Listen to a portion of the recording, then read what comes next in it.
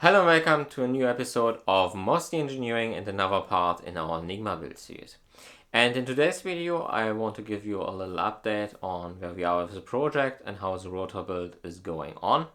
And then I want to show you the rotor of a Russian M-125 Fialka cipher machine. So basically the Cold War Russian version of an Enigma. And amazingly, I found this thing on eBay. And even more amazingly, it was only 70 euros. So I got one, and let's take a look at it and compare to our Enigma rotor. So, and here we have our two rotors, so Enigma on the left and Fialka on the right. But before we take a closer look on these, I want to show you where the Enigma project is at. At the moment, I am manufacturing the big spring-loaded pins. So we have some finished over here, and some are still in pieces, wait to be soldered together. That takes quite a lot of time, so at the moment I'm at 8 hours working time for these pins. So probably when we go to the Kickstarter, they will probably be outsourced, or hopefully I should say, because this is kind of a tedious job. But yeah, I will finish this probably in the next days. Then the smaller pins still look like this, so just the round stock cut to size that we can put it in the lathe. And then we already have some 3D printed parts, so you see here this time rotor 2, very nice, and also the remaining sleeves for the remaining 4 rotors are also mostly finished, still need threading, and then they are good to go. So yeah, that's where the project is at. Very soon we will have a complete set of 5 rotors and then start with the reversing drum.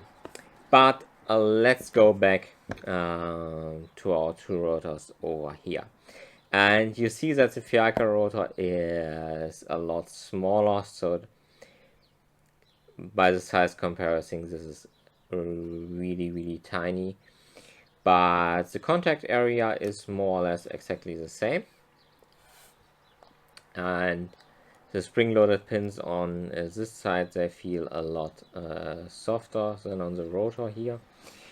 And here we have on the disc a hole for every single letter, and then at some points some pins, and I would guess that these pins are telling the next rotor to turn over or not, as in the Fialka machine you used 10 of these instead of only 3 rotors as in the Enigma machine. So very nice. And here we have this plate with a bayonet type lock for, as it looks like, easy access to the inside. I don't really know why you would need this, but I think you know exactly what we are going to do next. So let's take a look inside. So this comes out easy.